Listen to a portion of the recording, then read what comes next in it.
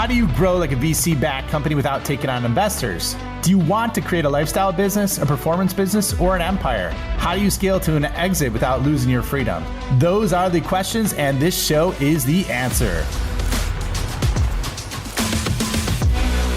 Hello, everybody, and welcome to Enterprise Sales Development. I'm your host, Eric Quanstrom, the CMO at Science. Today's guest, Ryan Staley. And Ryan is the CEO and founder of Whale Boss, which is a consulting firm out of Chicago that really focuses in on helping sales teams transform with AI. So it's a very, very, very timely interview that we're getting Ryan, and he's dropping tons of insights for this episode. He's also a podcast host. You'll hear that coming through in his polish and knowledge. And his journey really, as he kind of recounts in the interview, starts mainly after almost a decade as the VP of Strategic Accounts at Flex Technology Group, where he put them on a hyper-growth path, one I can definitely relate to, and realized that he could do all that with a very, very slim staff. And so he's bringing a lot of that kind of know-how and competence and business acumen, if you will, to the fore, and leveraging AI with sales teams that he consults into to help them do more with less, kind of the mantra for our times, if you will, here in end of year 2023. But at any rate, you're going to take away from this episode a ton of super valuable, practical AI tips and perspectives from Ryan that you're going to be able to implement in your own sales organization straight away. So without further ado, let's get to the interview. Here's Ryan Staley. And we're back with Ryan Staley. Ryan, pleasure to have you on the Enterprise Sales Development Podcast. Yeah, thanks for having me on, Eric. Looking forward to it, man. And my understanding of kind of your career arc and some of the things that you're particularly good at is being as kind of like a head of sales and now consulting into organizations where you can kind of provide that guidance and have done, some notable things like growing organizations from essentially ground zero to 30 million ARR at, places like the Flex Technology Group. Now you're running your own show at the Whale Boss, founder and CEO. Have been doing that for a couple of years, right after the pandemic started. Fair? Yeah, right in the middle, man. I started like smack in the middle, like March 31st, the company was officially incorporated a few months after that, but literally right in the height of the beginning of it. And so it was kind of one of those deals where I was at a company for a long time, like close to 9.5 years, and effectively was ready to leave probably 2 years prior than I did, and started working on my brand, and just wasn't really in alignment with leadership and where the company was headed. We got acquired by a PE company, I don't know, maybe 3-4 years prior, which are some good things and really positive experiences I had there. But at the same time, I kind of outgrew my role there and wanted to move on. And it was one of those situations where I started working on my brand, and they're just like, hey, there's things you're doing outside of work. You can't really do that anymore. And that was March 30th. And this is like, 2 weeks after everything shut down. And then we got $1 million deal in terms of profit the next morning, then got a call and said like, hey, we had a board meeting. We're basically furloughing 75% of our staff and you can't work here anymore. So it was one of those situations where, just like a lot of folks are going through now, it was funny because my wife was freaking out, but I was like happy. I'm like, sweet. Like, this is finally what I wanted, right? Like, I don't know exactly what I'm going to do, but pushing baby bird out of the nest. And it was a good, compelling event to make me move in the direction which I always wanted to do, which was to run my own show and do my own thing. So yeah, that's how probably a little bit more than what you're looking for. But I thought it was relevant in light of all the folks getting laid off now and everything that's happening. Yeah, I've taken to saying, including with recent guests, that I think we've been in a tech recession for the last year and a half, and it's been kind of papered over or hidden underneath the fact that we're not in an American recession. Other industries have picked up the slack, if you will. Oh, true. Very true. Very true. So at any rate, out on your own, for those that have not heard of Whale Boss and aren't familiar with, kind of like what that company is all about, maybe give the thumbnail sketch of the kind of consulting services you provide. Yeah, no problem. And so effectively, it was about a year earlier from today when we're recording this. We're November, right before Thanksgiving. So in 23. And effectively, what happened was about a year ago. Well, here, let me take a quick step back. So after that happened, I told you about the big cliffhanger. And effectively, what I've been doing for the last 3 years is working with particularly tech companies and helping them apply the principles that help me grow a division from 0 to 30 million in ARR. And I did that in 5.5 years with only 4 salespeople. And so I mentioned we got acquired by a PE company, but we did not have any additional resources or influx of cash or anything like that for the group that I was in. And so what I've been doing over the last, like I said, 3 years is helping companies implement those principles. About a year ago, though, I got obsessed because I have my own podcast called The Scale Up Show, where I interview tech CEOs, right? And one of the things that happened was I had Chris Savage, who is the CEO of Wistia, and he's just like, "Hey, Ryan," he's like, "You need to check out this tool, DALL-E." And I'm like, DALLE, right? And I'm like, "What is it?" He's like, "You type in words and it creates a picture," right? Which is crazy, 12 months later. But this is like right when it was in beta, I think, very early released. So that weekend, I checked it out, and my daughter's in art, so we were playing with it over the weekend, and my son, and we're like, "Oh, these are some kind of cool pictures," but it wasn't quite there yet, right? And so what eventually happened was shortly thereafter, ChatGPT got released. I started using it in, I think, the beta phase that it was available, and effectively have been using it over the last 10, 11 months. And so what's happened is I pivoted my business to doing straight consulting on what I was doing before. Effectively started a sales AI accelerator so that I think there's going to be massive opportunity, but there's also going to be massive job loss that happens because of AI. And so as a leader, one of the biggest challenges that I had was keeping up with my day job and executing at a high level while also keeping up to date on everything that was going on in the world. And so effectively what I decided to do is take it upon myself and share this with the revenue community, created that accelerator. And now actually companies are looking for me to help them implement AI into their people, instead of just not into their product. And effectively the output is, reduction in 40 hours a month, giving them time back while also basically creating like a 200% multiplier on what people are already doing. So where do you go in and start in kind of that AI journey with the companies that are bringing you on board and hiring you? Yeah. So I think like the core element of what I look for is if the sales AI accelerator, so that's like a self-serve model, right? And effectively what it is you could go from 0 to being, I think, top 1% by literally spending 2.5 to 4 hours on it. That's it. That's all it takes. And then there's going to be updates, right? So if someone's doing it on their own, that's what I would recommend. And it's built out to turn folks that, are either C players into B into A into A plus, or, give folks that are earlier in their career or leaders that are, I know there's a lot of SDR folks out there, exponentially advance where they're at in terms of their career and acumen. And then same thing with leaders, like taking the next step and jump. So that's how I kind of approach it from the membership side. And then when I'm working with the company one-on-one, I'm really trying to understand like what's the core outcome they want. What are the jobs to be done, like the actual jobs and tactical elements that they're doing, and then integrating that into the work product. So really looking at tangible outcomes and use cases to give back time to scale results in terms of speed and quality. And that's kind of how I look at it. And then from there, it's more so it's like, all right, let's create like an AI center of excellence internally. So you have a prompt matrix or a prompt library is what I like to call it, so that effectively everybody in the organization could start to use it, and then it starts to become a self-scaling organization because people keep innovating on top of it. So that's my general approach to it. Got it. So do you really see yourself as kind of like enabling sales through better AI education and training? Yeah, I see it more as a transformation.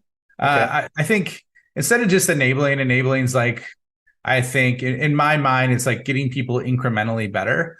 The beautiful thing about this and real world example is like when I first got access to this, I'm like, all right, I'm going to test it on something that I know to be true, right? Just through like tens of thousands of hours of experience of meeting with C-level executives and like understanding how they think, what moves them, how they make decisions. And so effectively what I did is I tested it with that question of all those things that I just mentioned and got probably close to 95% of the way there with just a single question.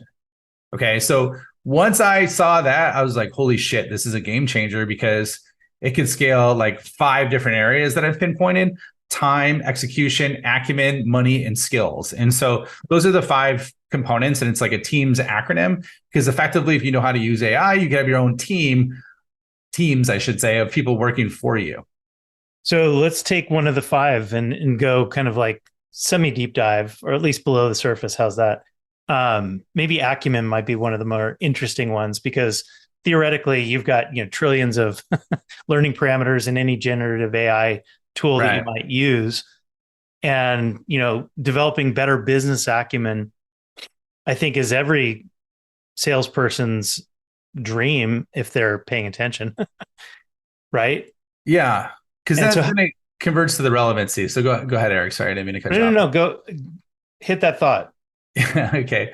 So yeah, that's a real simple one. And that was the one that I tested it on that I was mentioning. And so a real simple way, and here's like what I would call like a deep well or like a narrow prompt thought that you could leverage. And so an example of that would be, for example, like what is identify the top 5 KPIs, which are key performance indicators a CIO is evaluated on at this company size. It's so that would be the revenue range, right? So between, let's say, 10 and 100 million, that's publicly traded in, let's say the tech vertical, right? Mm-hmm. And so by giving it that context, it allows you to walk inside and give you the view of like how they're evaluated and how they're measured, because that's going to drive their decision making, right? So that's step 1. Step 2 would then go to more so along the lines of like, all right, walk me through the top 5 challenges they have when trying to meet those KPIs. Okay, then it'll break down the challenges. And then the last but not least is like, what are the top 5 emotional challenge or the emotions that they have when dealing with those challenges, right? So we go from like how they're evaluated, the challenges they have, and then the emotions that drive the decisions that they make. So by that alone, that's one example of how you could rapidly scale if you are earlier on in your career, or even if you're later in your career and you just haven't had all the reps to truly understand that at a subconscious level. Right. So that each one of the sales conversations that you then have with each one of those personas, you've already got the mapping and kind of like the background, if you will. You can validate those assumptions. You can test, hey, is this something that, I'm hearing from a lot of other folks just like you, this is what they're worried about, or this is what they're challenged by. Yeah. Like, and here's 2 real world examples. So one time when I was like the first enterprise deal that I got as a rep, it was the initial deal was, I think it was $30,000 a month, ended up growing to $200,000 a month. Okay.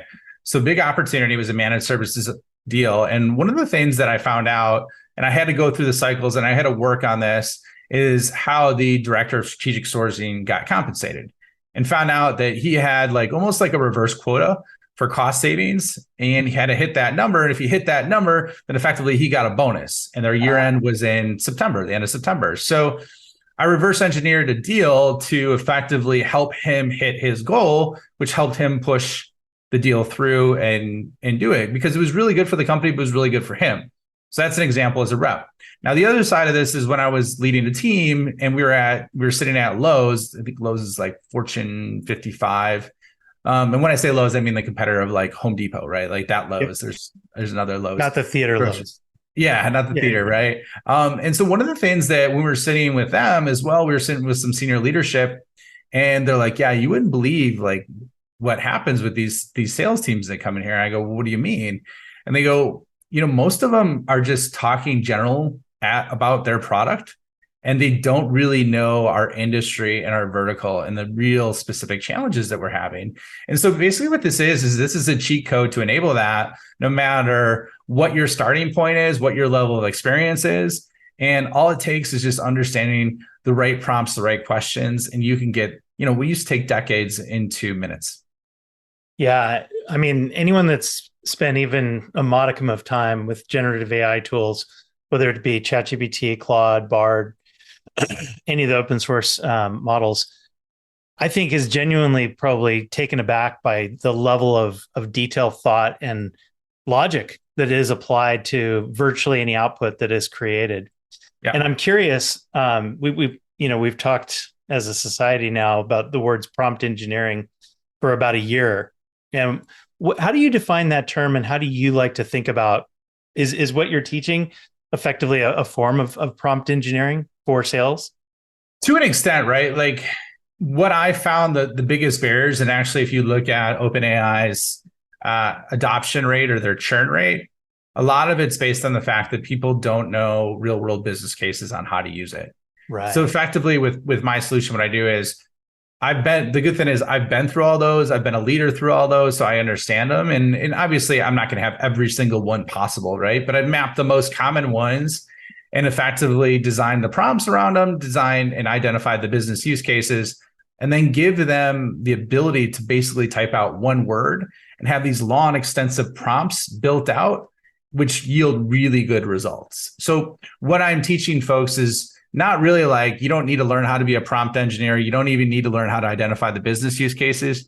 You just have to, instead of using Google or instead of doing it the old way, you type in one word, get an amazing result and execute it, right? Like that's what I'm teaching them, so that basically they could be better than 99% and prompt 95% faster without even being a prompt engineer. And the beautiful thing about it, Eric, is it's basically language model agnostic. Okay. And so what I mean by that is, obviously, like as of the time of this recording, Sam Altman just got fired from the board, like literally like 2 business days ago, effectively, right?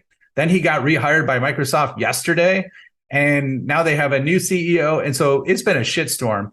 So at the same time, literally 700 of OpenAI's employees are like, we're going to walk out. Now, here's the thing. I don't think OpenAI is going to go away, because of the fact that Microsoft's got 10 billion in them. Or 10 billion investment, and there's a lot of other big names. However, you do want the ability, if the biggest AI player effectively in the world, from a large language model perspective or a model perspective that's available to us, the end users, right, could basically go through that much turmoil that fast instantly, then you want something that can be leveraged across multiple different models in case there's disruptions like that. So that's kind of what I do in terms of that way and structure. Yeah. So you like to be fairly agnostic about like the underlying LLM that you're using.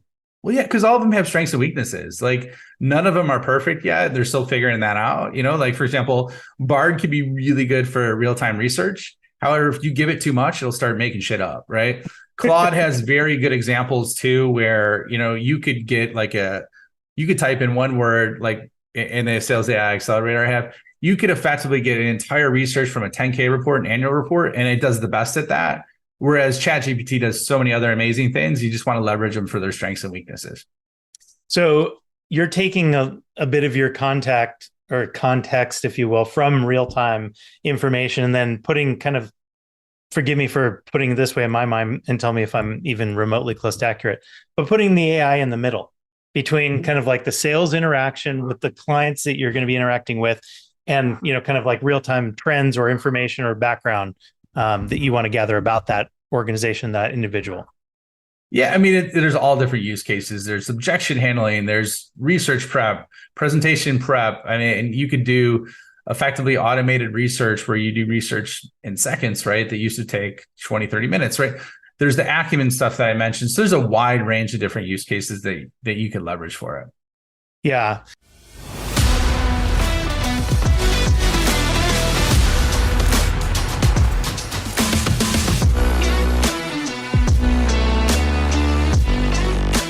Hello, this is Ryan here. Real quick, if you are enjoying this episode, please hit the subscribe button and leave a comment or review. If you want more help or just want to learn more about what the top SaaS CEOs and founders are doing, check out my website at www.ryanstaley.io. Join my newsletter, check out other free content and resources I have there, and let me know if you want to scale your business. Now back to the episode. What do you think the hesitation, you made an interesting comment earlier that I think a lot of people are, genuinely worried about, of jobs going away. How do you talk, or how do you think about the orientation of that concern to a sales population that may feel themselves at risk? Yeah, it is funny because once I asked that question and I started using that and I created that use case, and then I also created like an entire department in 20 minutes, like an entire sales department, something that would have taken like 8 hours in the past, everything from like the comp plans to the management structure to like how they're evaluated to the operating system, all that, right? Once I saw that, and I remember I was like talking to my wife about it. I'm like, this is really cool, but this is scary at the same time because like this is really advanced. And this was like the earliest model. And this is the public model that we had. So I've been doing my best just to like I'm like, here's the thing, man. Like, and I've seen so many tech companies be like, no, no, no, it's not going to replace you. Everything's going to be fine. Right. And that's bullshit, right? Like there are people that are going to be replaced. So I've been as like honest as possible. And I'm like, okay, how can I best serve like my community or the people that are out there in the sales profession or in the revenue profession? And it's like you could either like ignore it and get run over by it, or you can embrace it and be able to influence your own destiny, right? And scale yourself and scale your future. And that's kind of the way that I look at it. I'd rather be of the latter instead of the former. Yeah, I mean, ultimately, it sounds to me like, and you didn't say this, but I'm guessing this is where you're going with that. The people who aren't kind of like getting on the AI train, if you will, and bootstrapping their way towards better outcomes, better win rates, they're going to get, kind of like marginalized, left behind, or cut. Yeah, I mean it's just like it's like the horse in the car example, right? Like most people think they want a faster horse, whereas if you had a car, it blows it away, and that's what's available to everybody at a democratized price.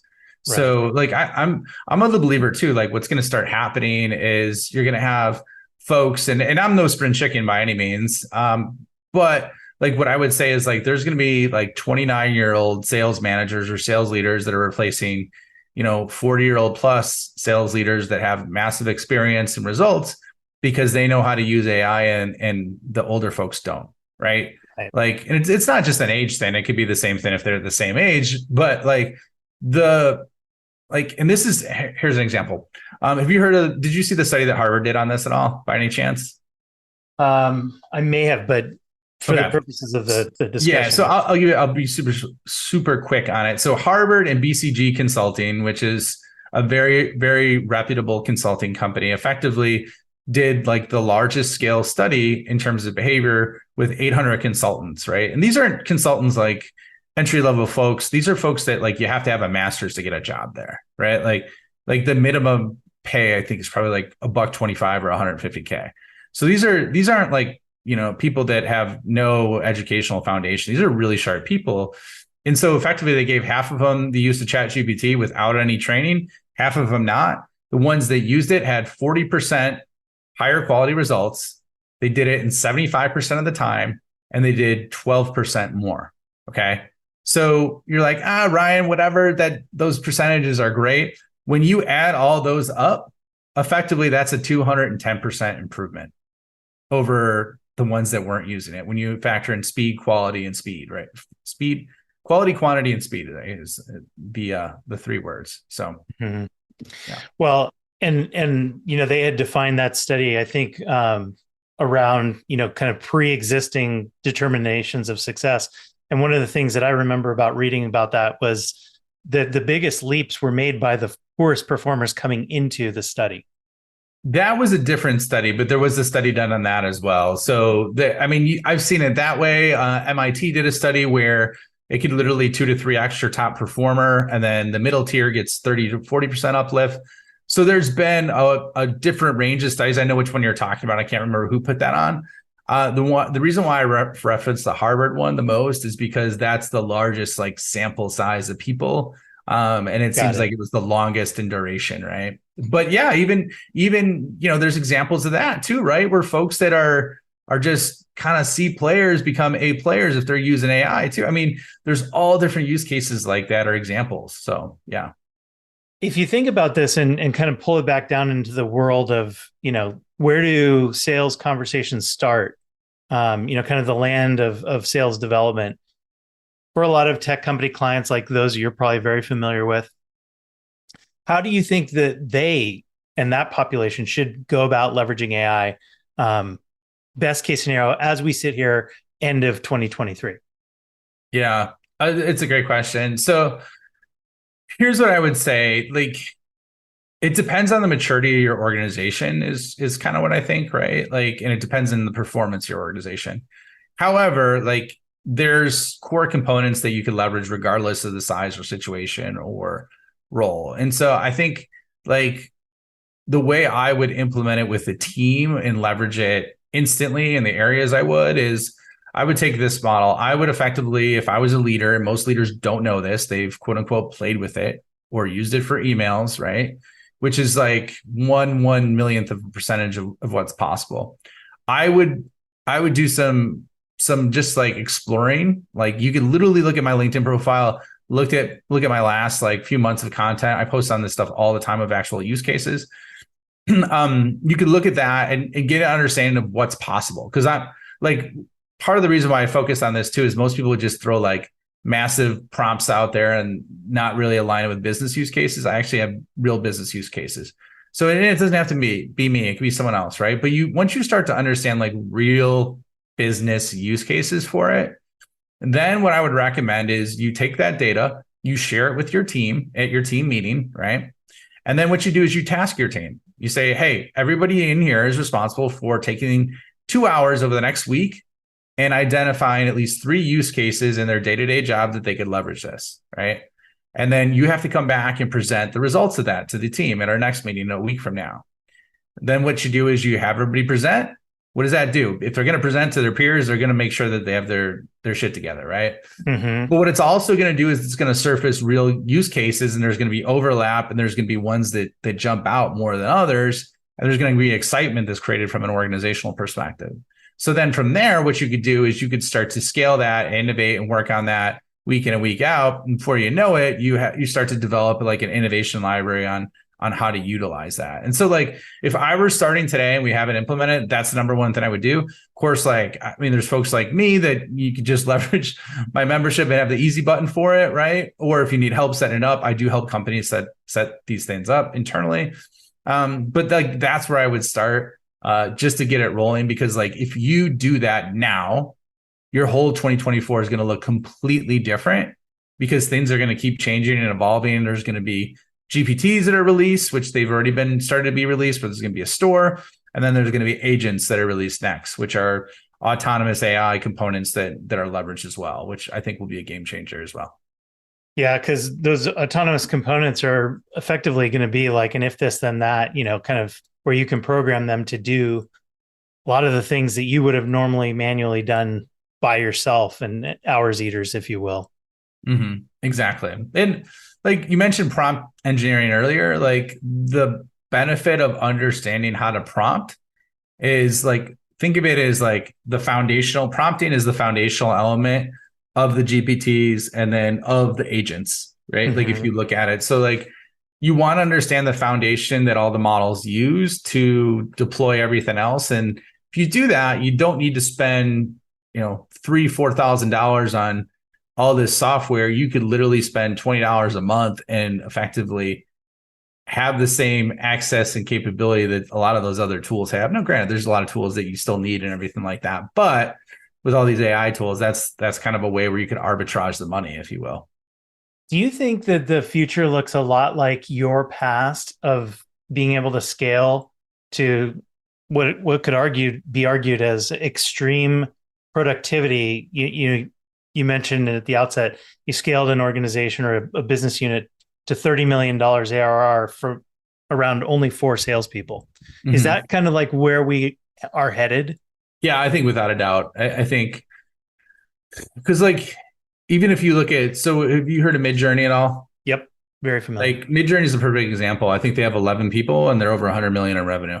Yeah. Right. Like when in the past would that be possible? Like, has there ever been a situation where that's possible? There's 11 people and they surpass 100 million in revenue in a year and a half, maybe. I mean, that's ridiculous, right? Like, so I think more of these opportunities are going to exist, but that's like an extreme example that comes to mind.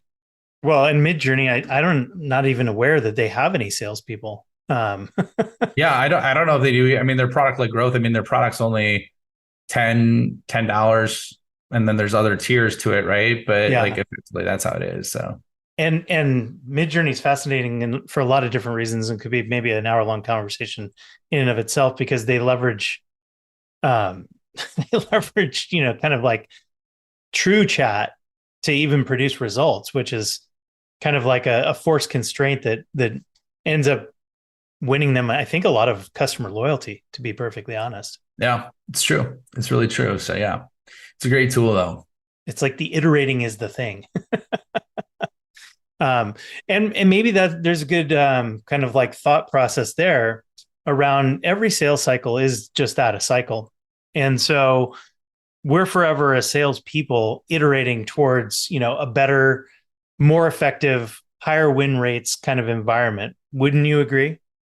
That's the Uh, goal. I think Always. so. I mean, that's the opportunity, and like it's hard to say. Like I think like if you look at it, I mean, classically, Pareto's principle typically dominates sales orgs, right? And so 80/20 rule. yeah, which is the 80/20 rule, which is 80% of your results come from 20% of your people. You could apply that, or 80% of your revenue comes from 20% of clients effectively. So I think that's going to be exaggerated potentially even more.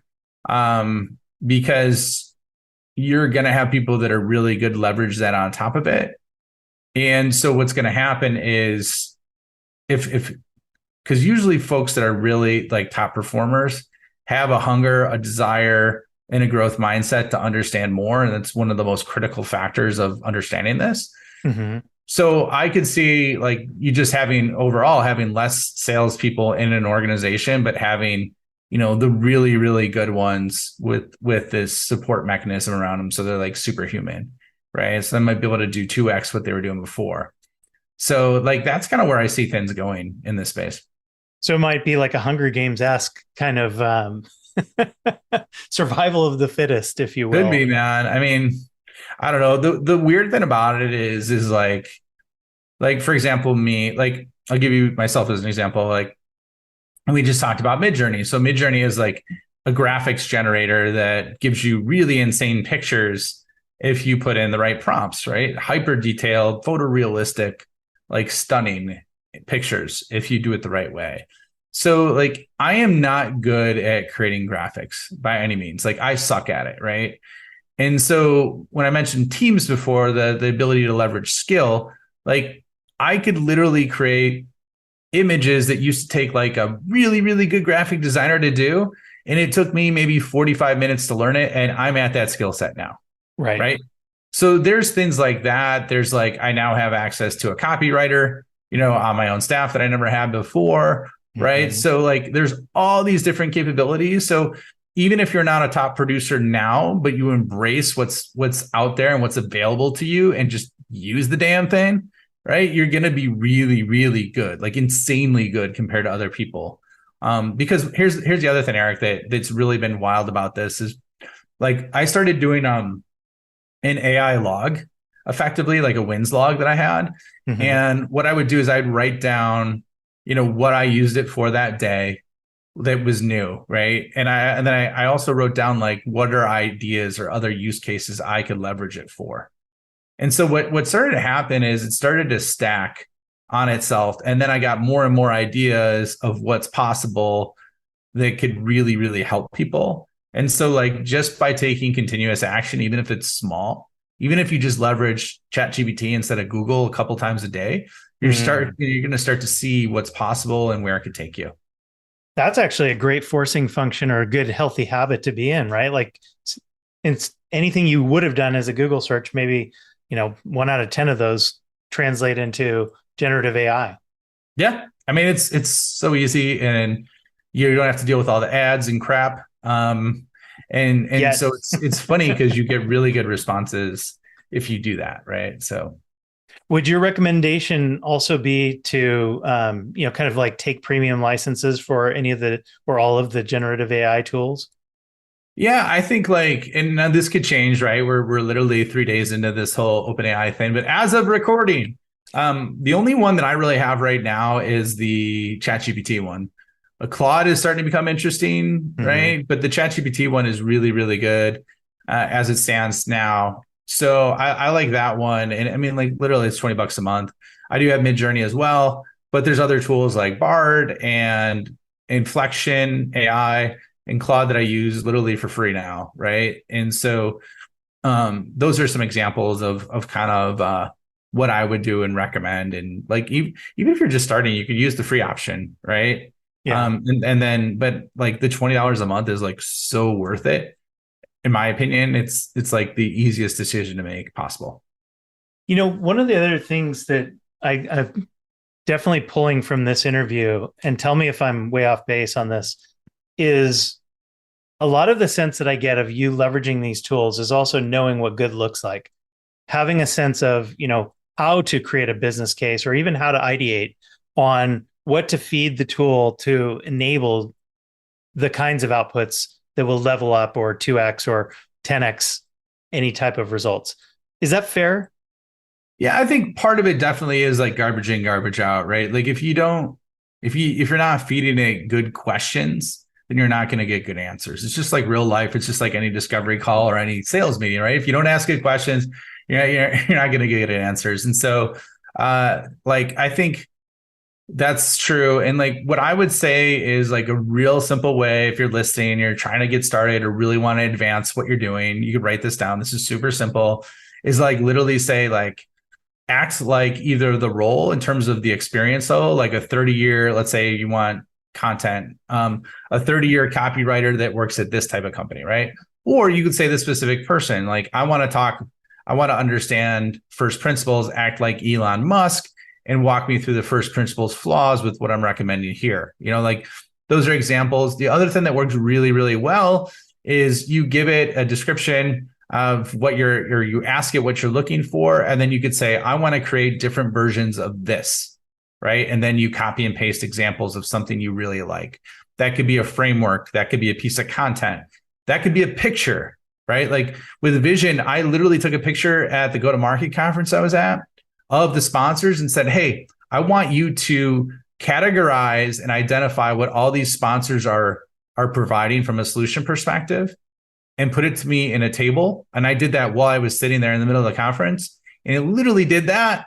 And so effectively, I was able to understand like instantly who were potential prospects of those sponsors, who are partners, and who are competitors. And like that's another real simple example of how you could leverage it like instantly.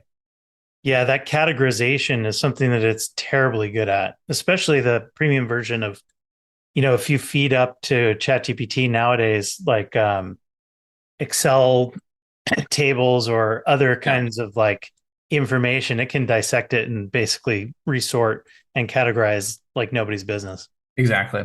So true. So yeah, helpful tip there as well. Parting shot, like, gosh, this has been quite an exciting discussion. For those out in the audience who want more, Ryan, who want to understand a little bit about what you've got going on, maybe even get in touch with you directly, where should they go? Yeah. So what we could do is I could drop, if it's cool with you, I could give you the link for the Sales AI Accelerator. Maybe we pop that in the show notes. And then you got it. My website is ryanstaley.io. Like you could request a conversation with me there. And then if you're looking at content, like another podcast, the Scale Up Show is my show. So what I've started to do is like literally I interview AI founders, but at the same time, I started to do more solo episodes recently and deconstruct some of these concepts that I'm talking about because it's happening so fast and because I got a good response when I was on other people's shows. So like I would say those are the best ways to kind of like consume and check it out. Written content, LinkedIn's, I'm on there as well. So I've got a new podcast to add to my rotation. Thanks, man. I appreciate it. I love it. Ryan, this has been a real pleasure. And again, a great conversation. Thank you for joining us. Yeah, no problem, Eric. I really appreciate being on the show and appreciate you having me, man. You got it. Thank you for checking out the Scale Up Show. My mission in life is to help founders and revenue leaders avoid all the pain and suffering in revenue and growth so they can flip it and create a life of their own design. So if you enjoyed this show, please like, review, share it on social, and more importantly, just share it with a friend. Share it with someone that you think could learn and benefit from what you heard on today. But the more we get the message out, the more people we could help, the bigger the impact we make, and the bigger the community gets, which helps everybody. So once again, thank you for being a loyal listener. I appreciate you and look forward to seeing you on the next episode.